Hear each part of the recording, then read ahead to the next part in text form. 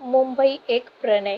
एकेकाळी मुंबईच्या गजबजलेल्या शहरात नैना नावाची एक तरुणी राहत होती. ती एक हुशार आणि महत्त्वाकांक्षी मुलगी होती. डॉक्टर होण्याची अभ्यास करत होती आणि तिचे नाक नेहमी पुस्तकात दडलेले होते. तिने तिच्या अभ्यासावर लक्ष केंद्रित केले होते आणि तिच्या आजूबाजूला जगाकडे जास्त लक्ष दिले नाही. एके दिवशी ती क्लासला जात असताना तिची रोहन नावाच्या तरुणाशी टक्कर झाली. तो मनमोहक आणि करिश्माई होता. त्याच्या डोळ्यातल्या एका चमकाने नैनाचे लक्ष वेधून घेतले. त्याने एक संभाषण सुरू केले आणि तिला ते कळण्याआधीच नैनाची तिचा सर्व मोकळा वेळ रोहनसोबत घालवताना पाहिले. त्यांची मैत्री प्रणयामध्ये फुलली आणि ते प्रेमात पडले. रोहन एक कलाकार होता. त्याला चित्रकला आणि संगीताची आवड होती आणि नैनाने स्वतःला त्याच्या सर्जनशील आत्म्याकडे आकर्षित केले. त्यांनी तासनतास एकत्र घालवले. त्यांच्या स्वप्नांबद्दल आणि आत्मकांक्षांबद्दल बोलले आणि एकमेकांना त्यांच्या आवडींचा पाठपुरावा करण्यास प्रोत्साहित केले. मात्र त्यांच्या कुटुंबियांना त्यांचे नाते मान्य नव्हते. नैनाच्या पालकांची इच्छा होती की तिने तिच्या अभ्यासावर लक्ष केंद्रित करावे आणि डॉक्टरांशी लग्न करावे, तर रोहनच्या पालकांची इच्छा होती त्याने कौटुंबिक व्यवसाय सांभाळावा आणि त्यांच्या समाजात लग्न करावे.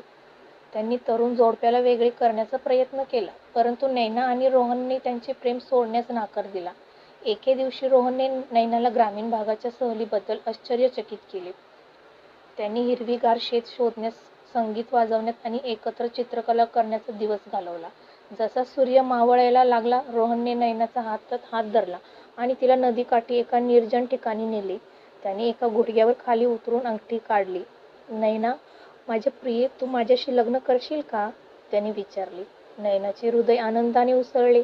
तिला माहीत होतं की रोहन हाच तिला आयुष्यभर घालवायचा आहे. तिने होय म्हटले आणि मावळत्या सूर्याखाली त्यांनी उत्कृष्ट चुंबन घेतले. त्यांनी कुटुंबियात अजूनही त्यांच्या लग्नाच्या विरोधात होते, परंतु नैना आणि रोहनने त्यांच्या प्रेमाच्या मार्गात कोणालाहीच उभे राहू देण्यास नकार दिला.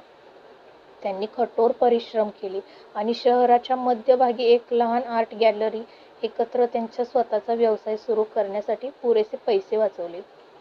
त्यांची गॅलरी खूप यशस्वी झाली आणि ते लवकरच कला विश्वात प्रसिद्ध झाले. नैनाने आपला अभ्यास सुरू ठेवला आणि एक यशस्वी डॉक्टर बनली, तर रोहनने सुंदर चित्रे आणि संगीत तयार करणे सुरूच ठेवले. अनेक वर्षे गेली आणि आता त्यांच्या कुटुंबियांनी हळूहळू त्यांचे नाते स्वीकारण्यास सुरुवात केली. शेवटी त्यांचे मित्र आणि प्रियजनांनी वेढलेल्या एका सुंदर समारंभात ते लग्न करू शकले. नैना आणि रोहनचे नाते जसजसे पुढे वाढत गेले, तसं त्यांची प्रेमही दिवसेंदिवस घट्ट होत गेली.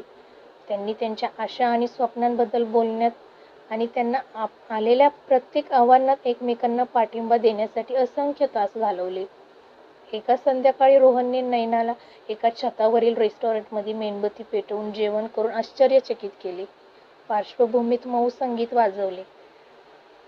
ते स्वादिष्ट अन्न आणि वाईनचा स्वाद घेत होते. ते एकमेकांच्या डोळ्यात पाहत असताना रोहनने टेबलजवळ जाऊन नैनाच्या हातात हात घेतला आणि म्हणाला, नैना, माय लव्ह. तो त्याचा आवाज कमी आणि कर्कशपणे म्हणाला, मला माझे उर्वरित आयुष्य तुला आनंदी करण्यात घालवायचे आहे. तू कायमची माझी होशील का? नैनाला तिच्या हृदयाचा ठोकाच चुकला असे वाटले. तिला माहीत होतं की रोहन हा एकमेव माणूस होता ज्याच्यासोबत तिला राहायचं होतं. डोळ्यात पाणी आणत ती कुजबुजत म्हणाली, हो रोहन, मी कायम तुझीच राहीन. रोहन आनंदाने झोकून देत तिच्याकडे झुकले आणि तिचे खोल चुंबन घेतले.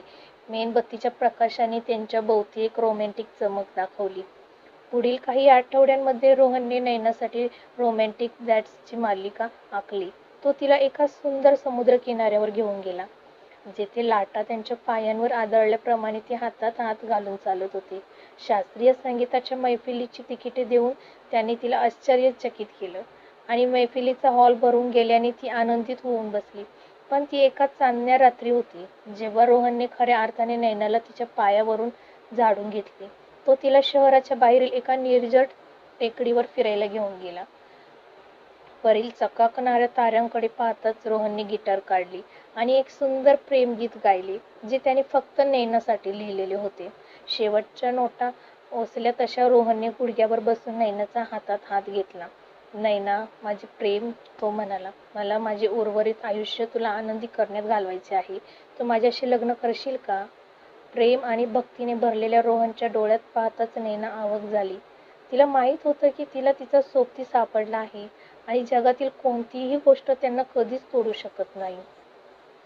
हो रोहन, ती म्हणाली. तिच्या चेहऱ्यावरून आनंदाचे अश्रू वाहत होते. मी तुझ्याशी लग्न करेन. रोहनने तिला आपल्या मिठीत घेतले आणि तिला घट्ट पकडले. कारण त्यांनी निखळ प्रणय आणि आनंदाच्या क्षणांचा आस्वाद घेतला. त्यांचे प्रेम पूर्वीपेक्षा अधिक मजबूत होते आणि त्यांना माहीत होते की त्यांच्या आनंदाच्या मार्गावर काहीही उभे राहू शकत नाही. आज नैना आणि रोहन अजूनही आनंदी विवाहित आहेत. 2 सुंदर मुले आहेत. ते एक यशस्वी आर्ट गॅलरी चालवतात आणि दररोज एकमेकांना प्रेरणा देत असतात. त्यांची प्रेमकथा ही प्रेम आणि चिकाटीच्या सामर्थ्याचा पुरावा आहे. आणि हे दर्शविते की जेव्हा 2 लोक खरोखर एकत्र असतात तेव्हा काहीही शक्य आहे. अशी त्यांच्या प्रेमकथेतून एक प्रेरणा आपल्याला मिळते.